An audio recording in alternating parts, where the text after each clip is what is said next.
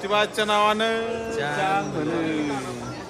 तर नमस्कार मंडळी, पुन्हा एकदा नवीन व्हिडिओमध्ये नवीन ठिकाणी सगळ्यांचं हार्दिक हार्दिक स्वागत. आता काहींना माहीत असेल नसेल किंवा बऱ्यापैकी सगळ्यांनाच माहिती आहे, कारण की असंही लोकेशन आहे की दक्षिणाधीश श्री क्षेत्र ज्योतिबा वाडी रत्नागिरी.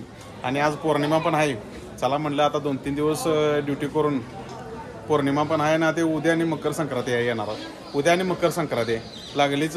देवाला पण आलो लागली तिळगुळ पण आपलं नवीन वर्षावर अर्पण केलं पाहिजे.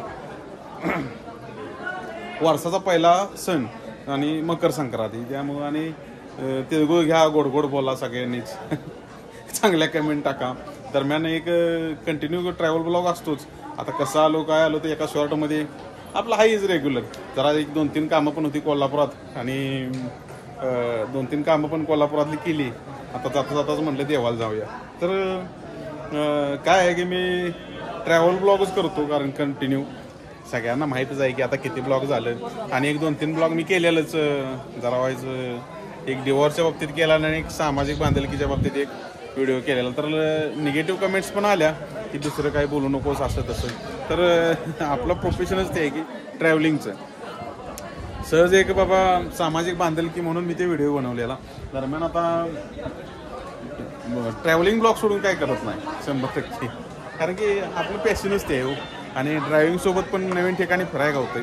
दरम्यान आता जरवाईज देवाला आलेलोच. तर एक सांगायचं झालं तर मागल्या एका शॉर्टमध्ये मी बोललेलो की जे आता चैत्र पौर्णिमा पण चालू होणार आहे. आता खेटं चालू झालं ती. आता हो खेटं चालू झाली ते का चालू होणार ही काही एवढं परफेक्ट माहीत नाही.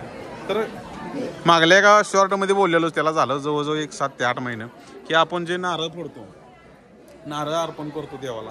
हां, जे परंपरेनुसार चालत आलेलं आहे ती केलंच पाहिजे. तर त्या दरम्यान मी एक बोललेलो की नारळाचं जी पाणी आहे ती बघताय तुम्ही की असंच जातं या, म्हणजे हितच नाही सगळीकडेच.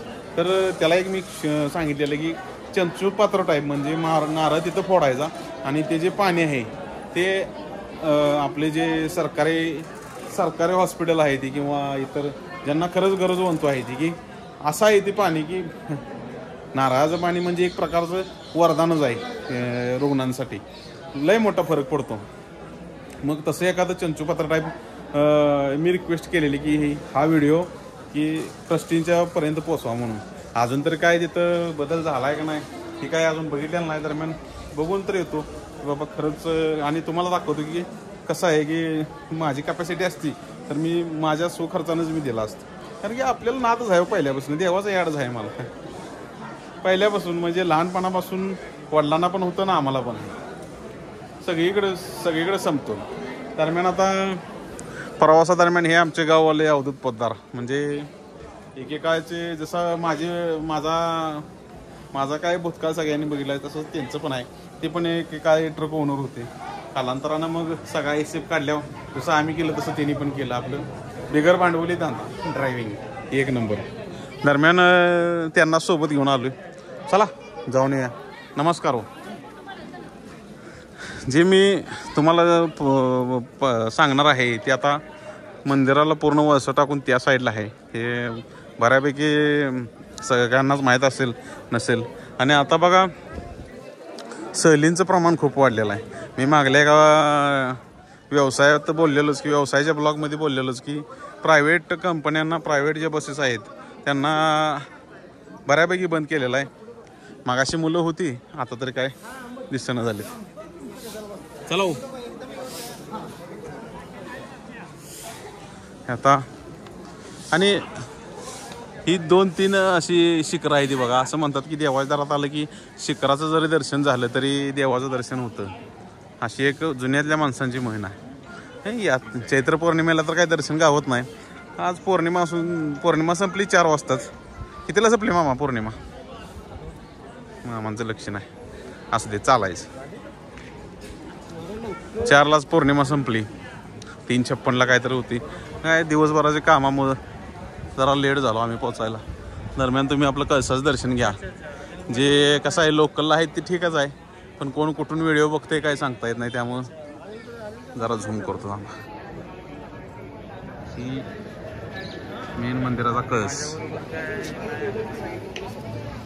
आणि आज जरा वाईज हालचाल बघितली माणसांची, गर्दी कमी आहे म्हणले आम्ही आपलं रांगत उभं राहून दर्शन घेतलं. तसं दरवेळेसच घेतो वर्षातनं एकदा, चला म्हणलं दर्शन तर होईल. आणि गर्दी कमी होती, झालं दर्शन बेस्ट बाई. आत कसं आहे मोबाईल अलाउड नसल्यामुळं काय दर्शन आत काय मोबाईलचं फुटेज घेता येत नाही आणि रूल्सच्या अगेन्स्ट जाणं चुकीचंच असते.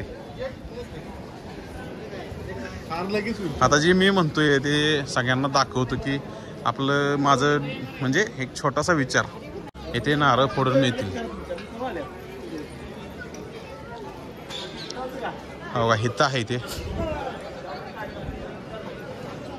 हां तर एक छोटंसं माझ्या डोक्यात जे आलं म्हणजे मागल्या 7-8 महिन्यापूर्वीच आलेलं. आता एक बोलतो ही जी नारळ इथं फोडतात बघा इथं, आणि आता ही केसराचं एक ठीक आहे म्हणजे परंपरा पण जपली जाते.